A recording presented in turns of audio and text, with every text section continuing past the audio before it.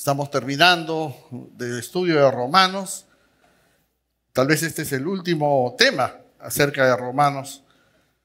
Es interesante que Pablo le escribe esta epístola a los romanos más o menos en la década del 60.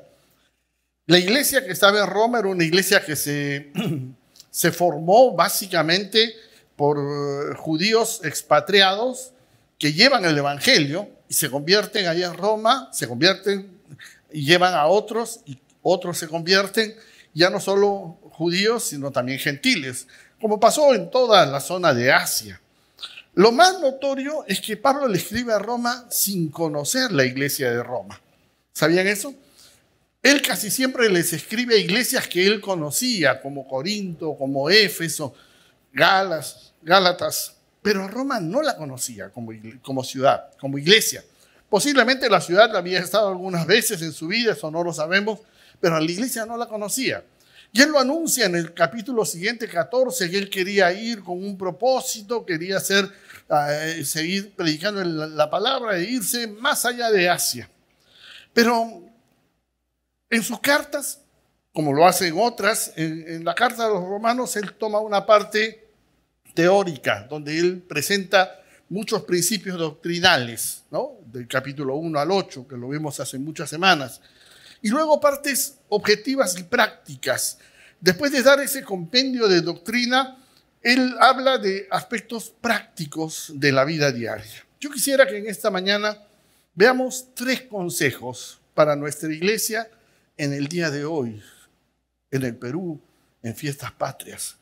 Lo tomemos como que Pablo nos está diciendo, mira, tú eres cristiano, eres peruano, estás de aniversario, 202 años de independencia, nos dice teóricamente los estudiosos, pero ¿sabes qué? Como cristiano, acá yo te dejo 3 consejos importantes para que consideres. Entonces les invito a leer unos cuantos versículos del capítulo 13 al inicio, para poder enrumbarnos a eso.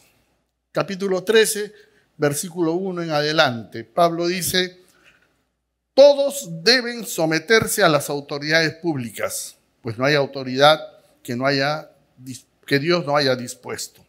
Así que las que existen fueron establecidas por Él. Por lo tanto, todo el que se opone a la autoridad se rebela contra lo que Dios ha instituido. Los que así proceden recibirán castigo. Porque los gobernantes no están para infundir terror a los que hacen lo bueno, sino a los que hacen lo malo. ¿Quieres librarte del miedo a la autoridad? Haz lo bueno y tendrás su aprobación, pues está al servicio de Dios para tu bien. Pero si haces lo malo, entonces debes tener miedo. No en vano llevan espada, pues está al servicio de Dios para impartir justicia y castigar al malhechor. Así que es necesario someterse a las autoridades, no solo para evitar castigo, sino también por razones de conciencia. Dejémoslo ahí, vamos a seguir leyendo posiblemente, pero detengámonos ahí. ¿Qué les parece si inclinamos nuestras cabezas y nos dirigimos a Dios para que sea Él quien tome este tiempo y nos esté hablando? Amado Señor, te hemos alabado y te hemos adorado, porque tú eres digno de toda alabanza, digno de toda adoración. Pero queremos en esta mañana enfrentarnos a tu palabra y recibir, Señor, estos principios bíblicos que nos das para el día de hoy. Recibir ese consejo que viene de tu voz y de tu parte y ponerlo en práctica en nuestra vida. Por eso rogamos que Espíritu Santo nos hables a nuestro corazón, a nuestras vidas, y produzcas cambio en nosotros para tu gloria y adoración. En el nombre de Jesús oramos así. Amén. El primer principio está aquí en lo que hemos leído. Complicado, como todo lo que es serio, es complicado, pero importante y necesario. En primer lugar, sométanse a las autoridades. Lo dice textualmente en varios versículos del capítulo 13 que hemos estado leyendo. Sométanse a las autoridades.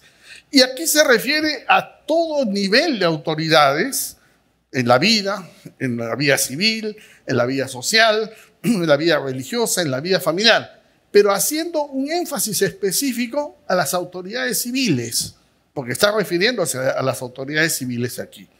Y Pablo establece 3 razones por las cuales estamos llamados, nosotros los creyentes, nosotros los cristianos, los que decimos que invocamos el nombre de Cristo, a someternos a las autoridades. Ahora tú dirás, pero qué complicado eso de someterme a las autoridades hoy día. Déjame decirte que para empezar, el año 60, después de Cristo, cuando se escribió esta epístola, cuando Pablo escribe esta epístola, aproximadamente en la década del 60, la autoridad civil donde estaba escribiéndose esto en Roma era Nerón. Y todos sabemos que Nerón era un personaje muy controversial en la historia. Un hombre que con sus desvaríos y sus confusiones casi destruye el imperio y empezó un proceso de destrucción del cristianismo. Ahora, entonces, si hoy en día no es tan complicado como lo fue cuando lo escribió Pablo, y ese texto tenía valor en el momento que lo escribió Pablo, y tiene valor en el día de hoy. Ahora, dijimos que habían 3 razones. La primera está en el versículo 1 que hemos leído. Dice Pablo que las autoridades provienen de Dios. No hay autoridad que Dios no haya dispuesto. Simple. Las que existen fueron establecidas por él. Versículo 1. Así de sencillo. La autoridad, te guste a ti o me guste a mí, nos agrade o no nos agrade, desde un profundo sentido, Dios es el que las pone y las preside. Ahora tú me dirás, claro, pero nos hemos equivocado en las urnas, votando, hemos tomado decisiones equivocadas. Es posible, pero Dios permite que ese error nuestro sirva como una forma didáctica, una manera aleccionadora para nuestras vidas, porque Dios es que está detrás de los hilos de la historia. Y entonces, aunque no sean creyentes, aunque cometan errores, Dios permite que estén estas autoridades, porque Dios tiene el control. Aunque su ética, su moral, no sea la que a mí me gusta, no sea lo que yo comparto, no sea la que a mí me atraiga, Dios lo está permitiendo. Y recordemos que Dios les va a tomar en cuenta también, porque tú y yo no solamente los hemos puesto, sino Dios desde atrás los ha puesto. El gran problema es que muchas veces queremos imponerle nuestra moral y nuestra ética a hombres y mujeres que están en el gobierno y que no conocen la moral y la ética de Dios. Y claro, nos frustramos porque decimos, este hombre permite estas cosas, este gobernante permite eso, pero él no conoce a Dios. Y al no conocer a Dios no tiene la ética y la moral que tú y yo tenemos. Si podemos ilustrarlo, hablaríamos, por ejemplo, de la verdad y la mentira. Nosotros los creyentes sabemos que estamos llamados a hablar siempre la verdad. Pero en el mundo de la política, la verdad es tan relativa, tan variable, que a veces no sabemos si es verdad o cambia de nombre en el camino. ¿Te das cuenta? Segundo lugar, dice en el versículo siguiente, versículo 2, por tanto, todo aquel que se opone a la autoridad se rebela contra lo que Dios ha instituido. ¿Te has puesto a pensar que de repente, cuando tú te rebelas contra la autoridad civil, familiar, personal, eclesial, incluso, vamos a decirlo amplio, pero en realidad el énfasis está en lo civil, ¿te estás rebelando contra la decisión de Dios? ¿Te estás rebelando contra Dios de alguna manera? ¿Estás resistiendo el propósito de Dios y la voluntad de Dios? Nosotros no conocemos en ninguna manera los planes y los conceptos que Dios tiene para nosotros, menos para este país, menos para nuestra sociedad. Y claro, no es fácil recibir todo y aceptarlo todo. Es muy bueno preguntarnos y cuestionarnos si estas cosas tienen sentido, valor. Pero en el fondo, la resistencia a la autoridad significa que desde el fondo yo me estoy resistiendo a Dios. Ahora no nos olvidemos que el que se opone a las autoridades se rebela contra Dios. Y si entendemos que Dios es bueno, nos estamos rebelando contra el plan y el propósito bueno de Dios para nuestras vidas. Finalmente, en el versículo 5 se dice un detalle más que vale la pena notar, que es la tercera razón por la cual Pablo insiste en someternos a la autoridad. Dice, el versículo 5. Así que es necesario someterse a las autoridades, no solo para evitar el castigo, para que no te pongan la multa de tránsito, para que no te suspendan algo por los impuestos, sino también por razones de conciencia. Yo estuve investigando un poco qué significaba eso, porque desde que lo empecé a analizar, esa frase me creaba un poco de confusión. Porque hemos visto en la historia y en el tiempo que hay personas que tienen una conciencia muy, muy delicada. Y cualquier pequeña cosa que cometen, obviamente su conciencia se revela y los muestra y luego ven y piden disculpas. Pero también hemos visto que hay personas que tienen una conciencia cauterizada, endurecida, y obviamente no entienden los principios de otros. ¿Qué está queriendo decir Pablo acá cuando se habla de conciencia? Él está hablando de hacer lo correcto. A ver, detengámonos un poquito más. Someternos a las autoridades que Dios dice que Él ha colocado de una manera establecida significa someternos al orden correcto que Dios ha establecido. Vuelvo al punto. Yo sé que a ti y a mí hoy en día nos suena complicado. Podemos pararnos y decir, a mí este presidente o esta presidenta o este congreso no me representan. Pero nosotros hemos participado, nos guste o no, de su elección. Y al margen de que hayamos participado, porque tú de repente me dices, yo ni siquiera fui a votar y preferí pagar mi multa, ¿de acuerdo? Pero Dios está detrás de todo ello. Y de alguna manera ha permitido que esos personajes lleguen a ese puesto. Porque Dios le va a pedir cuentas y porque Dios sabe lo que nosotros de alguna manera necesitamos. Ahora, ¿qué es lo más correcto que debemos hacer como cristianos? Someternos, escuchar. Imagínate una sociedad como la nuestra, sin reglas, sin normas, sin formas, sin estructuras, sin leyes, en la anarquía, en la anomia, sin nada que nos diga, acá te puedes estacionar, acá no puedes pasar, esto puede funcionar y esto no puede funcionar. Imagínate lo que sería nuestra sociedad hoy en día. Sería un caos tremendo. Ahora vamos al hecho ético y moral. Pero pastor, usted no se está dando cuenta que nos engañan, nos mienten, nos roban, nos usan. Sí, tampoco vivo en el aire. Yo leo las noticias, veo las noticias, escucho las noticias todos los días. Conozco esa cruda y dura y triste realidad de nuestro país. Pero ¿sabes qué creo? Creo que Dios lo está permitiendo porque Él quiere que abramos los ojos. Y eso lo vamos a ver más adelante, cuando miremos en la última parte de este capítulo.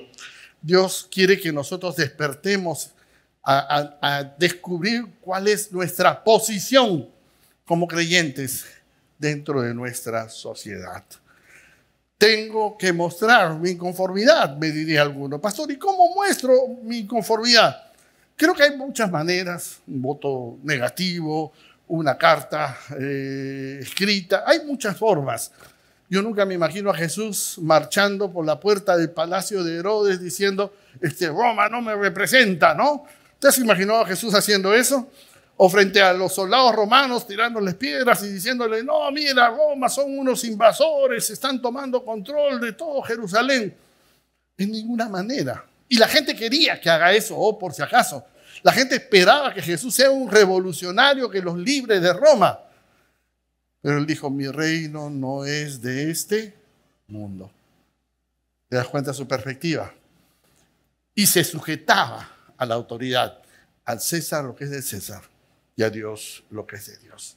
Entonces, el primer principio claro, la primera recomendación espiritual que nos da Pablo para nosotros los cristianos, acá en el Perú, en el día de hoy, en este tiempo tan complicado, sométanse a las autoridades, porque estas provienen de Dios.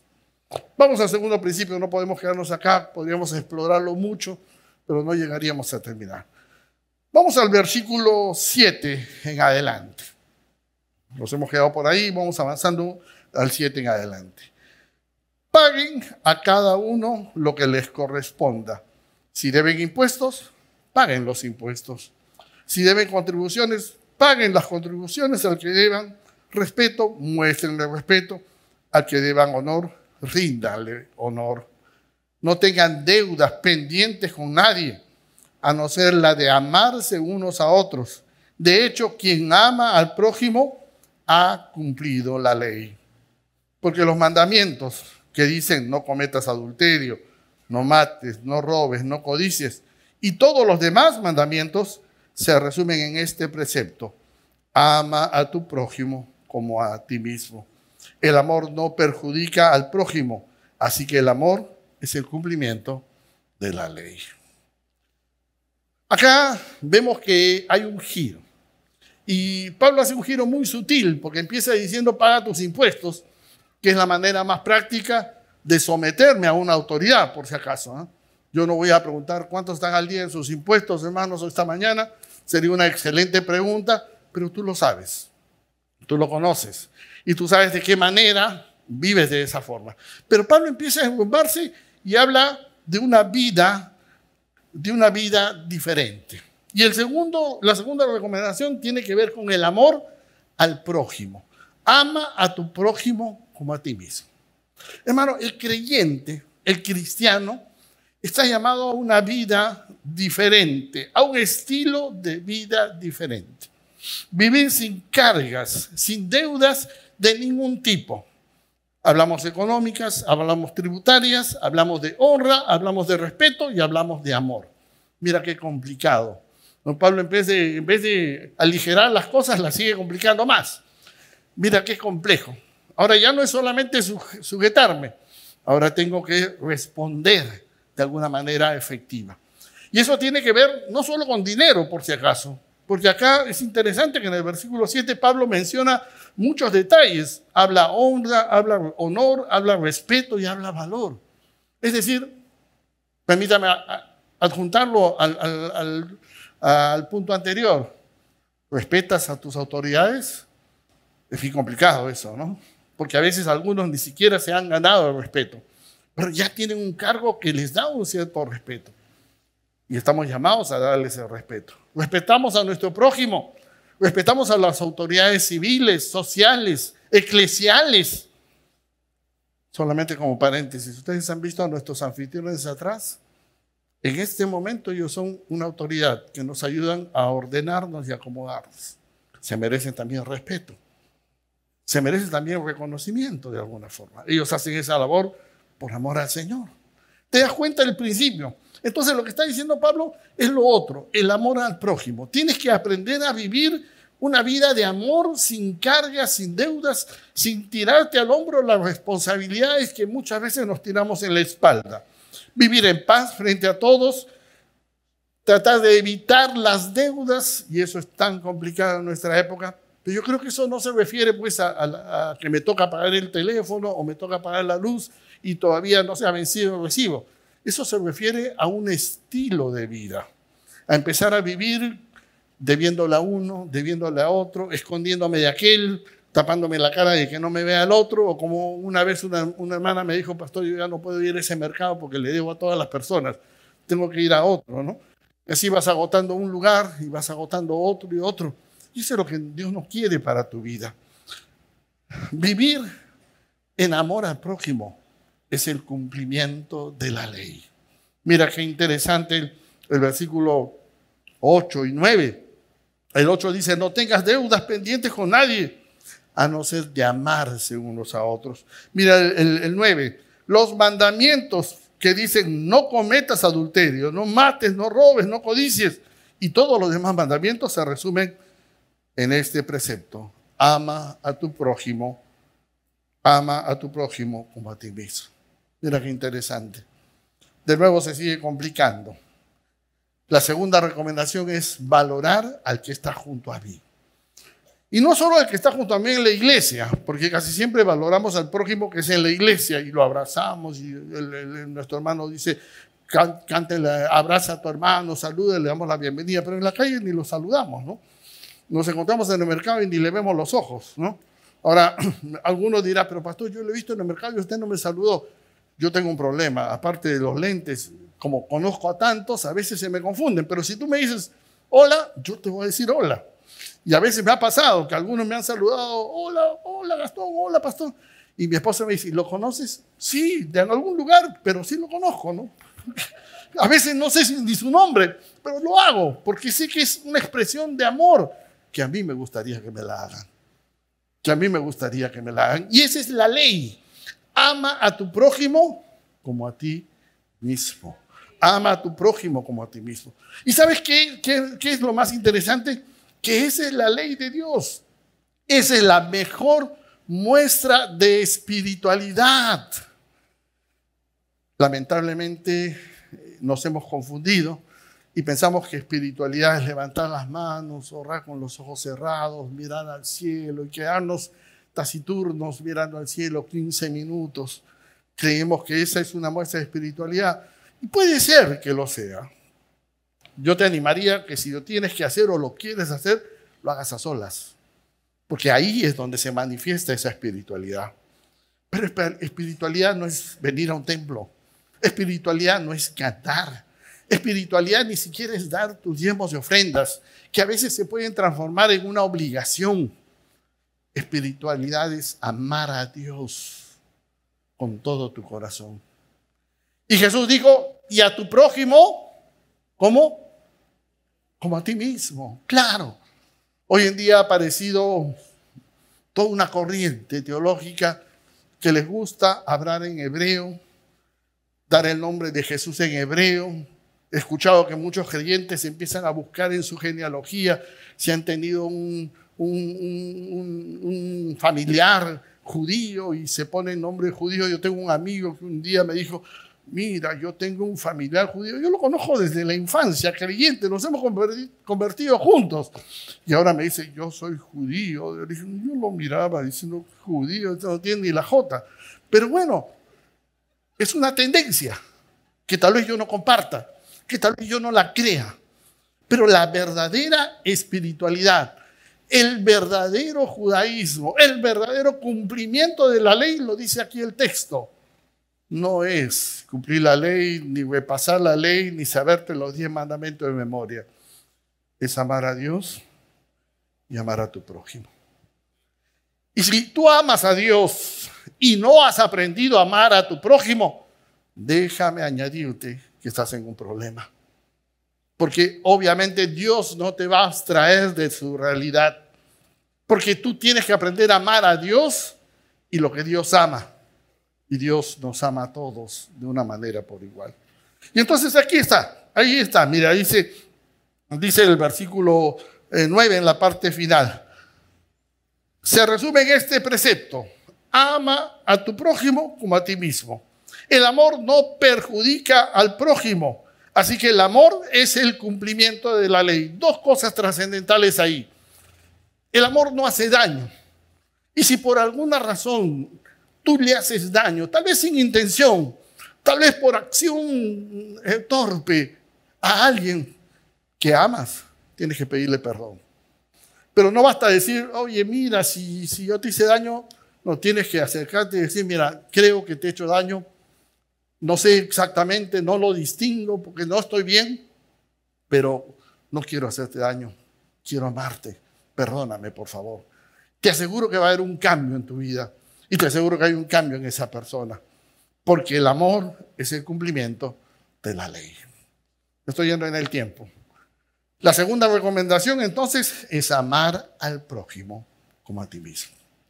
Dijimos que la primera recomendación, ¿cuál era? ¿Se acuerdan?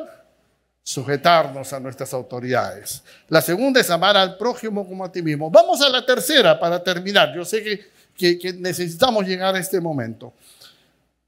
Versículo 11 en adelante. Hagan todo esto, Pablo está hablando a los hermanos de Roma, hagan todo esto estando conscientes del tiempo en que vivimos. Ya es hora que despertemos del sueño, pues nuestra salvación está ahora más cerca que cuando inicialmente creímos. La noche está muy avanzada, ya se acerca el día. Por eso dejemos a un lado las obras de la oscuridad y pongámonos la armadura de la luz. Vivamos decentemente, como a la luz del día. no en orgías, borracheras, ni inmoralidad sexual y libertinaje, ni en disensiones ni envidias. Más bien revístanse ustedes del Señor Jesucristo y no se preocupen por satisfacer los deseos de la naturaleza pecaminosa. Acá está la tercera recomendación que da el apóstol Pablo para este tiempo, para nuestras fiestas patrias. Despierten del sueño. Mira, interesante el versículo 11. Hagan todo esto estando conscientes de que del tiempo en que vivimos. Mira, en primer lugar, ¿en qué tiempo estamos viviendo? ¿Sabe qué? Hace un par de años, cuando estábamos en la pandemia, todos estábamos asustados, ¿se acuerdan? Usábamos mascarillas, protectores faciales, guantes, no, sobre todo, estábamos asustados. Muchas veces yo he recibido un montón de preguntas. Pastor, ¿este es señal de los últimos tiempos? Mira que dice que se levantarán guerras, plagas y todo. Y la verdad que yo me puse a leer y a buscar si esto era una señal. Y no, toda la vida ha habido plagas. Cada siglo ha habido una u otra plaga. Lo que pasa es que nunca hemos estado tan globalizados y nos hemos dado cuenta de eso. ¿Sabes qué? La señal más notoria que el tiempo se acaba es lo que nos está pasando a nosotros. ¿No te has dado cuenta que la corrupción está avanzando más? Mira el texto, dice: ya es hora que despertemos del sueño, pues nuestra salvación está más cerca. La noche está muy avanzada y se acerca el día del Señor, el día del juicio. Comentábamos el día de ayer que el Perú, nuestro Perú, ha mejorado en muchas cosas. Ya tenemos un tren eléctrico, nos vamos por el segundo, tenemos proyectos de trenes en toda la costa, proyectos sociales, civiles, y a pesar de todo, incluso las cifras macroeconómicas nos dicen que en Latinoamérica el Perú es uno de los países todavía más estables. Tú dirás, sí, pero es cierto, a pesar de la crisis es cierto. Y es verdad, pero ¿te has puesto a pensar en lo espiritual, en lo moral, en lo ético, en lo social? ¿No te has dado cuenta que nuestro país está en la ruina moral? Es uno de los países más corruptos del mundo. Es uno de los lugares más inseguros de Latinoamérica. Tú no puedes salir a la calle y caminar. La mentira, el odio, la corrupción ha crecido tanto. Se ha desarrollado tanto. Vivimos en una sociedad que se supone tiene iglesias y religión, pero que no ama a Dios, que no valora las cosas de Dios, que no tiene temor de Dios. Y a eso se está refiriendo el apóstol Pablo. A eso se está refiriendo cuando dice que la noche está muy avanzada. Hermanos, la oscuridad nos ha invadido. Nos asustamos cuando vemos noticias de que se va a aprobar el aborto y todas las otras leyes que no nos gustan. Y va a suceder. Y no es porque yo me considere profeta, sino porque eso viene ya de tantas presiones sociales y culturales que nos van a obligar a eso. Tenemos un país lleno de tradiciones, lleno de religiones, donde los asaltantes se persignan antes de robarte.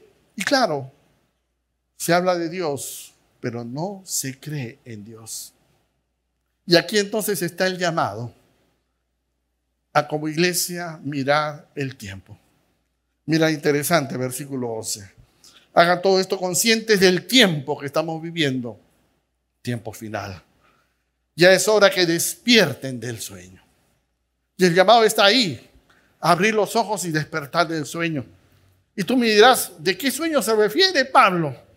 Está hablando del sueño religioso, tradicional, de creer que porque yo vengo a una iglesia es suficiente, de creer que porque yo doy un diezmo o unas cuantas horas de mi servicio en la iglesia es suficiente, de creer que mi religión es suficiente y no darme cuenta que toda nuestra sociedad se está destruyendo.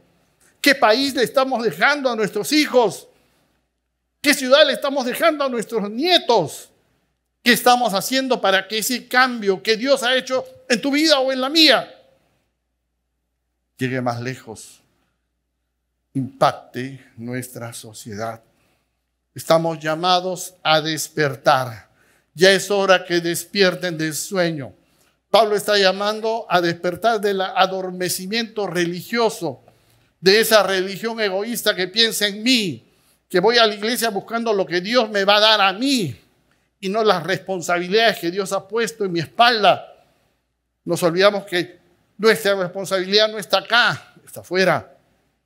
Que nuestra sociedad se quiebra en inmoralidad, en corrupción, y nosotros estamos en silencio.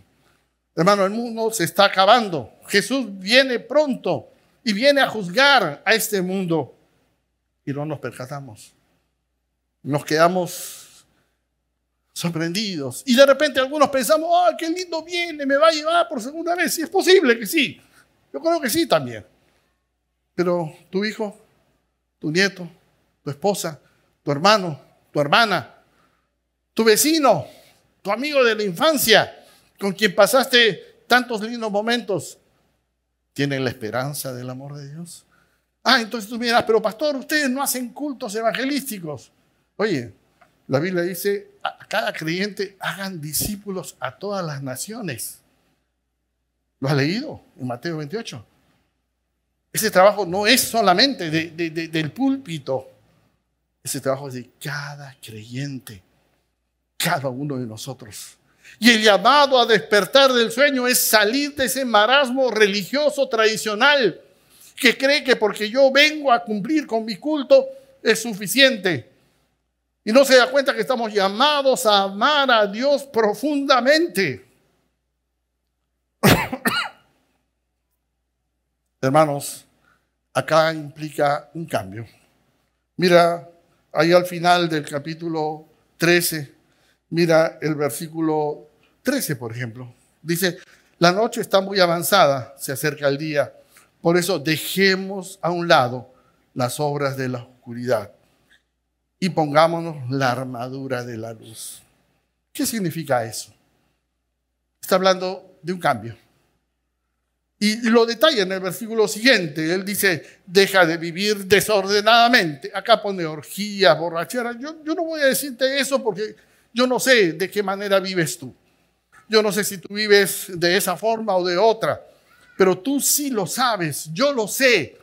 Y Dios nos manda a dejar un estilo de vida equivocado y a asumirnos en un estilo de vida que agrade a Dios. Versículo 14 dice, más bien revístanse ustedes del Señor Jesucristo. Revístanse de Cristo, sean cristianos, porque ese es el concepto. Sean cristianos en la calle, en su trabajo, en el bus, en el mercado, en la universidad. Sean cristianos donde Dios los ha puesto y no se ocupen en satisfacer sus deseos egoístas y humanos, sino vivir para Dios. 3 recomendaciones sencillas. ¿Se acuerdan la primera? Sujétense a toda autoridad. La segunda, ama a tu prójimo como a ti mismo. La tercera, despertar del sueño. Yo no sé cuántos de nosotros necesitamos los 3. ¿Cuántos de nosotros necesitan de repente alguna? Uno nomás. Pero creo que este es tiempo de tomar una decisión de todo corazón y voltear nuestros ojos a Él y acercarnos a Él. Nos ponemos de pie todos, por favor, en nuestro lugar. Un instante, vamos a orar. Gracias a Dios por tu palabra, palabra clara, directa, firme, que nos lleva y nos invita a cambios profundos en nuestra alma. Nos invita a sujetarnos a quien no entendemos o no conocemos, a orar por ellos, a vivir una vida diferente, ordenada. Nos invita a amar al prójimo, a amarlo con profundidad, ponerlo incluso encima de mí mismo, proponerlo como lo más importante, como tú lo amas, Dios. Nos invita a despertar del sueño del adormecimiento religioso que muchas veces nos ha envuelto. Lo primero que tenemos que hacer es pedirte perdón, Dios, de todo corazón. Y decir que queremos que cambien nuestras vidas. Queremos ya dejar de preocuparnos por nosotros mismos y buscar vestirnos de ti para agradarte a ti y amarte a ti. Te doy gracias por la iglesia, porque incluso en un feriado como este, están acá adorándote. Yo te doy gracias por cada uno de ellos, por los que están conectados en las redes, por los que están atentos a escuchar tu voz. Yo te ruego en el nombre de Jesús que nos ayudes a producir esos cambios que te adoren y te agraden. Te damos toda la gloria y todo el honor, porque tú eres el Dios que te merece todo. En el nombre de Jesús oramos así. Amén. Amén. Dios les bendiga.